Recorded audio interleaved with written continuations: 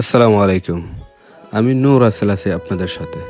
তো আজকে আমরা বিকেলে বেরিয়ে পড়ি আমাদের সিলেটের জৈন্তাপুর উপজেলায় অবস্থিত সাইট্রাস ফল বাগানে। তো বিকেলের দিকের দৃশ্যটা খুবই সুন্দর হয়। আপনারা দেখতে পারতেছেন চারিদিকে সবুজ গাছগাছালি এবং সবুজ গাছ এবং কাঁঠাল বাগান। এই বাগানের ভিতরে শুধু অনেক ধরনের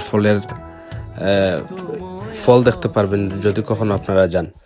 এই বাগানের ভিতরে আছে আপনার জলপাই, তারপর কাঁঠাল, আম, লিচু এবং সবুজ গাছগাছালি। আপনারা দেখতে পারতেছেন পাহাড়ের খানায় খানায় ভরপুর আপনার এই কাঁঠাল বাগান।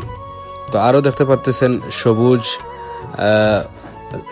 পুকুর, তারপরে খাল, খুবই সুন্দর। এই জায়গাটা হচ্ছে আপনার সিলেটের জৈন্তাপুর উপজেলায় সাইট্রাস ফল বাগান নামে পরিচিত। তো আপনারা যদি কখনো ঘুরতে আসতে চান নিঃসন্দেহে আসতে পারেন। আর আমার পিছনে দেখতে পারতেছেন এই যে রাস্তা, মেঠো পথ পাহাড়ের মধ্যখান দিয়েই, দেখলেই মন জুড়িয়ে যায়। তো আশা করি আপনারা নেক্সট টাইম আসার চেষ্টা করবেন। আর এটা হচ্ছে আপনার এই জৈন্তাপুরের পুকুর।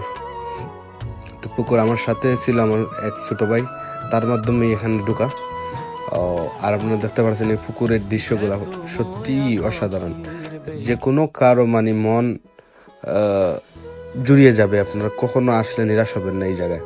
আরও দেখতে পারতেছেন এটা আসলে আপনার একটু মিনি সুইজারল্যান্ডের ফিল হবে। আপনার চারিদিকে সবুজ সমারোহ, কার নাচতে মঞ্চ। আপনারা দেখতে পারতেছেন পিছনে ইন্ডিয়া, এটা বর্ডার সাইড বলে, জৈন্তাপুরের প্রায় বর্ডার সাইডে। এটা বর্ডার সাইডে কখনো যদি আসেন এই জায়গাগুলো আপনারা ঘুরতে মিস করবেন না। আমি আবার যাব, বারবার ওই জায়গায় ইচ্ছা হয়। আর সত্যি বলতে আমার দেখার মতে এই জায়গার মতো সুন্দর দ্বিতীয় কোনো জায়গা আমার দেখার মতো ছিল না। আর এত সুন্দর জায়গা, আমি অনেক জায়গায় ঘোরার সৌভাগ্য হয়েছে, কিন্তু এই জায়গার মতো কোনো জায়গা এত সুন্দর লাগে নাই আর কি। আপনাদের যে কোনো কারো মন ভালো লাগবে, একটু মাইন্ড ফ্রেশ করতে চান, আপনারা আসতে পারেন নিঃসন্দেহে।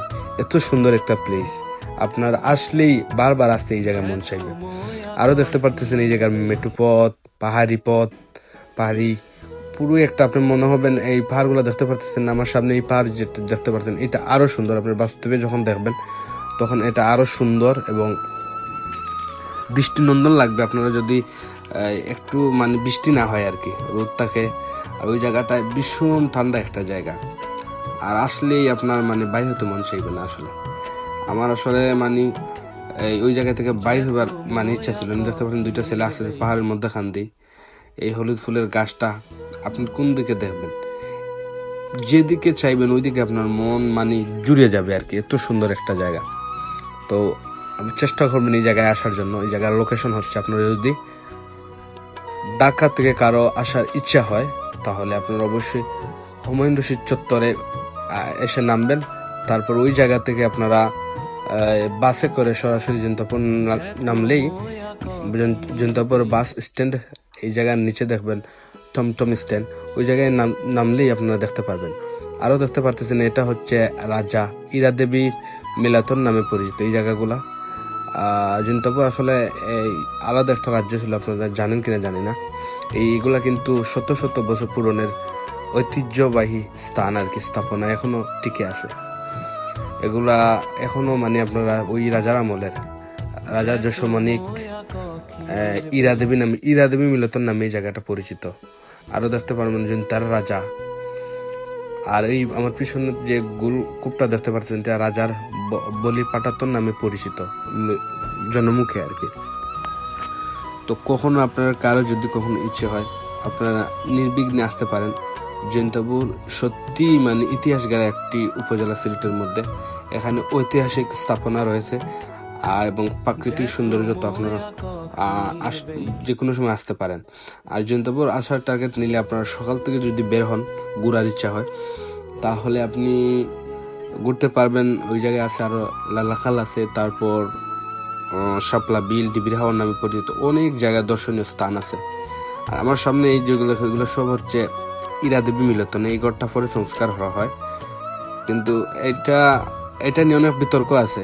যেমন ধরেন এটা কেউ বলে ইরা দেবী মিলাতন নামে পরিচিত, আবার বলে রাজা, কিন্তু এই দুইটার ইতিহাসবিদদের মতে এটা দুই জায়গার ইতিহাস দুই রকম আর কি।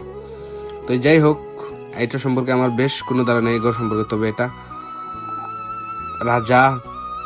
রাজাদের মানে স্থাপনা ছিল, রাজাদের দরবার হচ্ছিল। আর এই দেখতে পাচ্ছেন এই জায়গায় এলাম, এই যে এটা বাস স্ট্যান্ড।